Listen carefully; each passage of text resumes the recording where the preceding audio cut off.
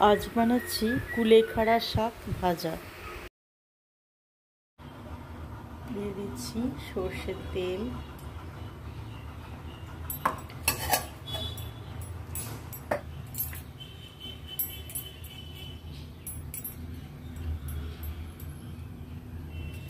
দিয়ে দিচ্ছি রসুন, শুকনো লঙ্কা,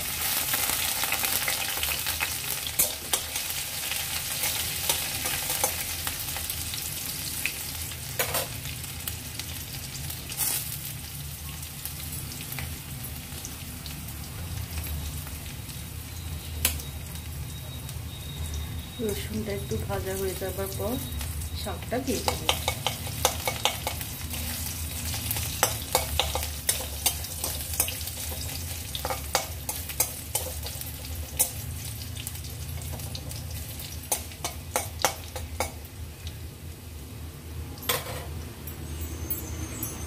কুলেখাড়া শাকটা দিয়ে দেবো।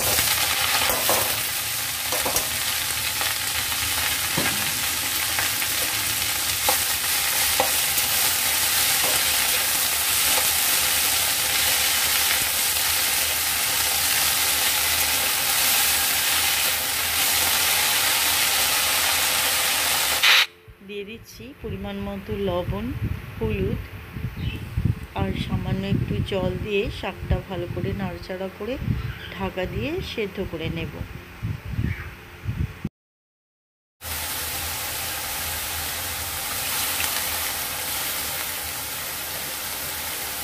এই শাকটা একটু শক্ত টাইপের, সেদ্ধ হতে সময় লাগে, সামান্য একটু জল দিয়ে দিলাম।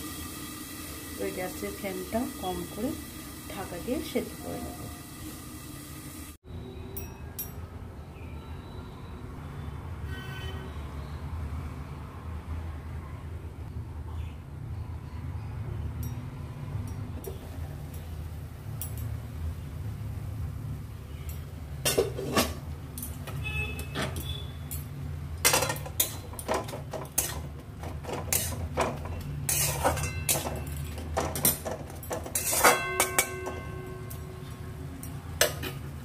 দিয়ে দিচ্ছি সামান্য চিনি।